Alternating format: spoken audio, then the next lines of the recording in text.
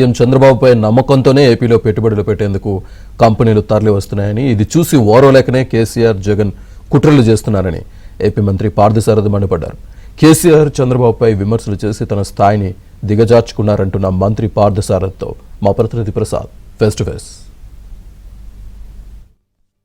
కూటమి ప్రభుత్వ హయాంలో రాష్ట్ర వ్యాప్తంగా జరుగుతున్న అభివృద్ధిని చూసి ఓర్వలేక కొన్ని శక్తులు కుట్రపూరితంగా అల్లరి చేస్తున్నాయంటూ రాష్ట్ర సమాచార శాఖ మంత్రి కొలుసు పార్థసారథి తీవ్ర ఆక్షేపణ వ్యక్తం చేస్తూ ఉన్నారు. అటువైపు కేసీఆర్, ఇటువైపు జగన్ ఒక పన్నాగం ప్రకారమే ఈరోజు లేనిపోయిన విమర్శలు ఆరోపణలు చేస్తున్నారని కూడా ఆయన తీవ్రంగా మండిపడుతూ ఉన్నారు. ప్రస్తుతం మనతో పాటు మంత్రి గారు ఉన్నారు. సార్ చెప్పండి, ఎలా వస్తారు కేసీఆర్ గారి వ్యాఖ్యలు? ఎందుకంటే అందరం అన్నదమ్ముల విడిపోయి కలిసి ఉందామన్న రాష్ట్రాన్ని రెచ్చగొట్టే వ్యాఖ్యలను ఎలా చూస్తారు?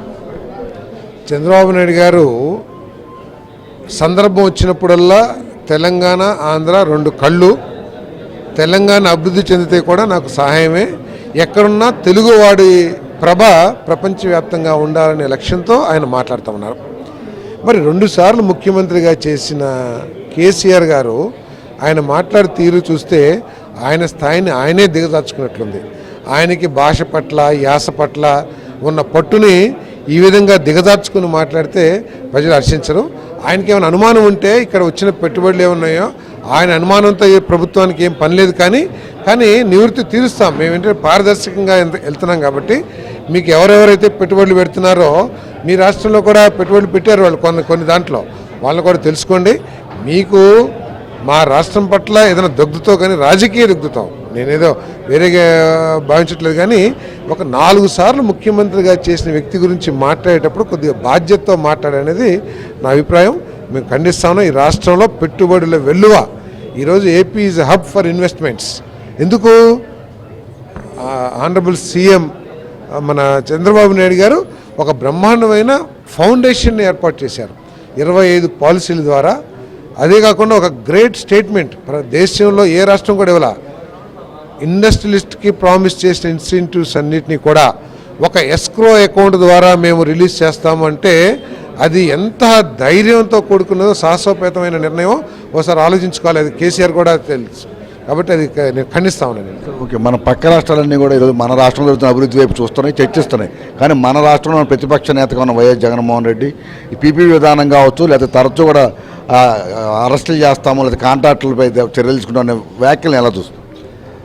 వైఎస్ఆర్ కాంగ్రెస్ పార్టీ సందర్భం వచ్చినప్పుడల్లా, అవకాశం వచ్చినప్పుడల్లా తమ విధ్వంసకర మనస్తత్వం ఏదైతే ఉందో దాన్ని బయట పెట్టుకుంటూ ఉంది. ఆయన ఏ విధంగా అయితే ప్రజావేదికను కూల్చేసి దాన్ని ఒక గొప్ప కార్యక్రమంగా భావించారో ఇంకా అదే మనస్తత్వంలో మరి వైఎస్ఆర్ కాంగ్రెస్ పార్టీ పనిచేస్తున్నట్టు కనపడతా ఉంది.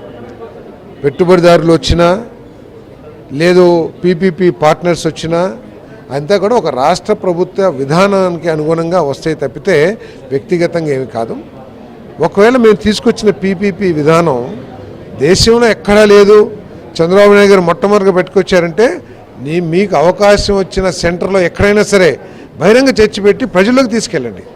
మేము సిద్ధంగా ఉన్న బహిరంగ చర్చకి.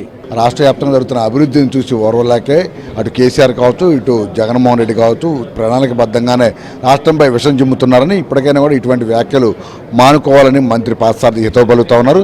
ఇక రెచ్చగొట్టే వ్యాఖ్యలకు సంబంధించి కూడా తప్పకుండా ఎవరైతే పరిధులు దాటి మాట్లాడతారో వారిపై చర్యలు తీసుకుంటామని కూడా ఆయన స్పష్టం చేస్తున్నారు. సుబ్రహ్మణ్యంతో వరప్రసాద్, ఏబీ ఆంధ్రజ్యోతి, విజయవాడ నుంచి.